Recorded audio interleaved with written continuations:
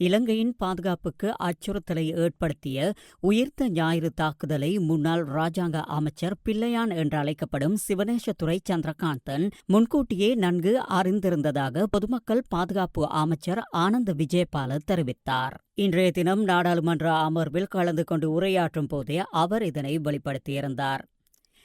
சிறையில் அவர் இருக்கும் போதே இதனை அறிந்து வைத்திருந்தார் என்பதற்கான தகவல்களும் உள்ளதாக அமைச்சர் குறிப்பிட்டார். முன்னாள் நாடாளுமன்ற உறுப்பினர் ஜோசப் பராஜசிங்கம் கொலை தொடர்பில் கைது செய்யப்பட்டு சிறையில் வைக்கப்பட்டிருந்த சிவனேசதுரை சந்திரகாந்தன் என்று அழைக்கப்படும் பிள்ளையான் உயிர்த்த ஞாயிறு தாக்குதல் நடைபெற்ற வேளையில் மட்டக்களப்பு சிறைச்சாலையில் இருந்தார். அந்த சமயத்தில் பிள்ளையானுக்கும் உயிர்த்த ஞாயிறு தாக்குதல் தொடர்பில் முன்னரே தெரியும் என்பதற்கான தகவல்கள் தற்போது வெளியாகியுள்ளன. உயிர்த்த ஞாயிறு தாக்குதல் தொடர்பான விசாரணைகளை முன்னெடுக்கும் சந்தர்ப்பத்தில் அதில் சதித்திட்டம் ஒன்று உள்ளமை தொடர்பில் கண்டுபிடிக்க தற்போது நீண்ட விசாரணையொன்று நடைபெற்று வருகின்றது. அதனால் குறுகிய காலத்தில் நீதிமன்றத்திற்கு பல விடயங்கள் முன்வைக்கப்படும் என பொதுமக்கள் பாதுகாப்பு அமைச்சர் இன்றைய தினம் நாடாளுமன்றத்தில் தெரிவித்திருந்தார்.